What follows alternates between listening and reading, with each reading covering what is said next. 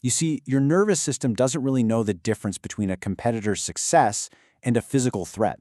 So we're going to explore why seeing something like a funding announcement can trigger the exact same ancient alarm as seeing a predator, even when absolutely nothing in your physical world has changed.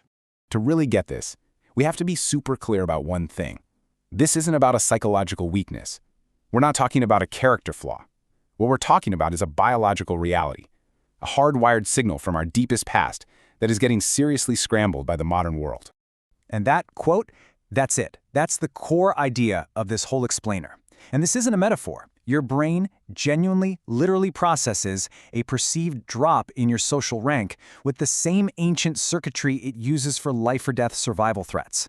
And this system actually has a name, the hierarchy monitoring mechanism. It's this ancient circuit that evolved back when we were in small tribes, where your social rank was directly tied to your survival, to your access to food, to safety, to everything.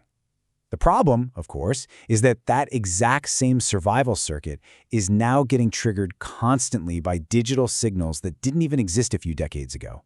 And this pattern goes way beyond just scrolling through social media. It shows up in pretty much every modern high-performance environment, basically turning our everyday lives into a constant status report for our brains. I mean, think about corporate leaderboards. They're usually framed as these motivational tools, right? But what they really do is create a constant public ranking. And for that ancient mechanism in your brain, this isn't some game. It's a live status update on your position within the tribe. And this conditioning starts way earlier than you might think.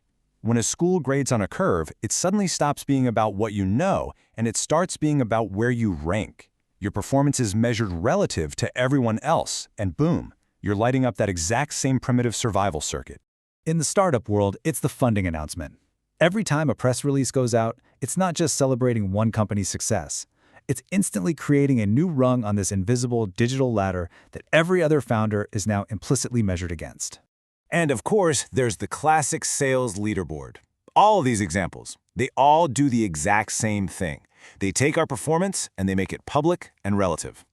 Any system that puts rank on display is sending a direct, powerful signal to that ancient, very sensitive part of your brain. So here's the crucial point. The problem isn't having ambition. That's not the issue at all.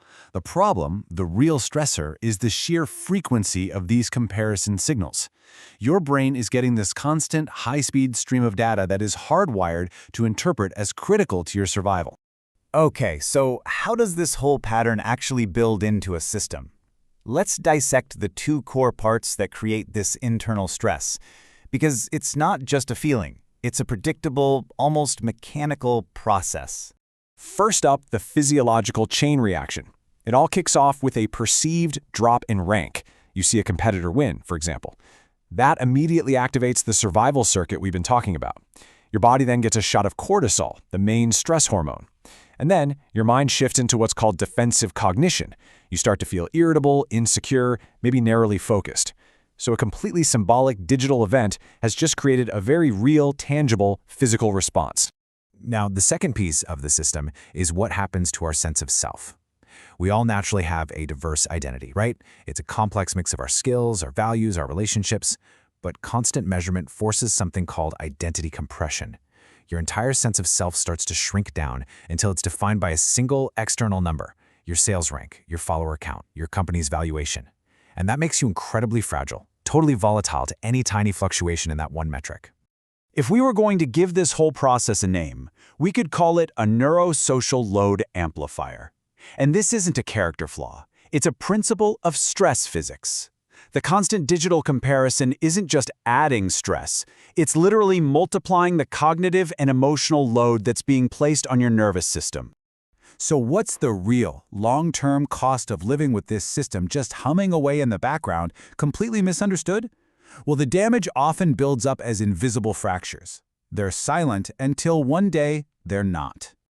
And the people who pay the biggest price are often the ones who appear the strongest. It's the high performer whose capacity is just slowly, silently eroding. It's the leader who finds themselves becoming more and more reactive over time. It's anyone who's been taught to confuse the feeling of chronic exhaustion with the feeling of productive effort, mislabeling their own body's warning signals until the entire system finally fails. And this really gets to the heart of the cost. A breakdown almost never just comes out of nowhere. It's the end result of accumulated misinterpretation, of consistently misreading your body's signals and fundamentally misunderstanding the true nature of the load you're carrying. So what's the alternative? What's the way out? The edge here doesn't come from doing more, but from thinking differently. It's all about shifting the fundamental mental model you use for evaluation. Just look at this comparison.